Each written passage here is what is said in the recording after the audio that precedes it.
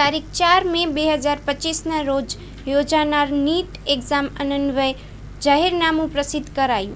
તારીખ 4 મે 2025ના રોજ યોજાનારા નીટ એક્ઝામ અન્વયે જાહેરનામું પ્રસિદ્ધ કરાયું. સવારના 11 કલાકથી સાંજના 18 કલાકના સમયગાળા માટે પરીક્ષા કેન્દ્રોની આસપાસ 100 મીટરની ત્રિજ્યામાં કેટલાક કૃત્યો કરવા પર પ્રતિબંધ. પંચમહાલ જિલ્લા ખાતે નીટ એક્ઝામ 2025 તારીખ 4/5/2025ને રવિવારના રોજ યોજાવાની હતી.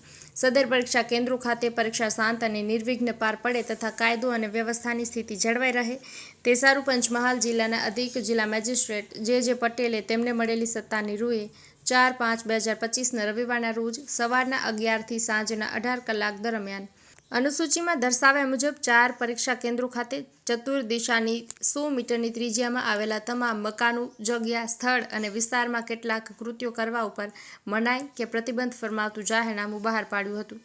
જાહેરનામા મુજબ પરીક્ષાર્થી ઉમેદવાર અને પરીક્ષા સંબંધિત કામગીરીમાં રોકાયેલા ફરજ પરના અધિકૃત માણસો સિવાય અન્ય કોઈ બિન અધિકૃત વ્યક્તિઓએ અવરજવર કરવા ઉપર, કાયદેસરની ફરજ બજાવનારાઓને કોઈપણ પ્રકારે અડચણ કે અવરોધ કરવો કે કરાવવા પર તેમજ કોઈપણ ઈસમે કોઈપણ પ્રકારની તરકીબ વાપરી પરીક્ષાર્થીઓને પરીક્ષા વિષયક ચોરી કરવા, સીધી કે આડકતરી રીતે મદદગારી કરવી કે કરાવવા ઉપર તથા પરીક્ષાર્થી ઉમેદવારોની શાંત અને લેખન કાર્યમાં અડચણ, વિક્ષેપ, ધ્યાનભંગ થાય તેવું કોઈપણ કૃત્ય કરવું કે કરાવવા ઉપર પ્રતિબંધ મૂક્યો હતો.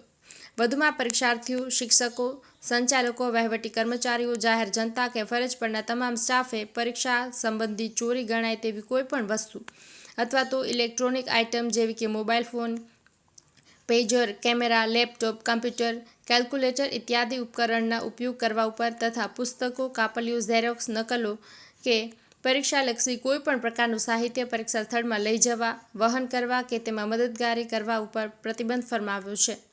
પરંતુ આ ખંડની જોગવાઈ ઉપર રાષ્ટ્રીય પરીક્ષા એજન્સી ન્યૂ દિલ્હી દ્વારા અધિકૃત રીતે સાદા કેલ્ક્યુલેટરનો ઉપયોગ કરવાની પરવાનગી આપી છે તેને લાગુ પડશે નહીં.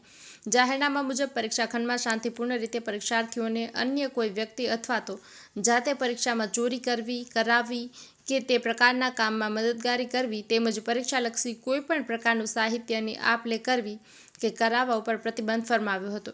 પરીક્ષામાં થતી ગેરરીતિ અટકાવવા હેતુથી આ સાથેની અનુસૂચિમાં જણાવ્યા પરીક્ષાના સમગ્ર વિસ્તારમાં આવેલા ઝેરોક્સ કોપીયર, ફેક્સ મશીન સંચાલકોએ કોપીયર મશીનનો ઉપયોગ પરીક્ષાના દિવસો દરમિયાન સવારના 9 કલાકથી સાંજના 18 કલાક સુધી સદંતર બંધ રાખવાનો રહેશે તેમ જાહેરનામામાં જણાવ્યું હતું.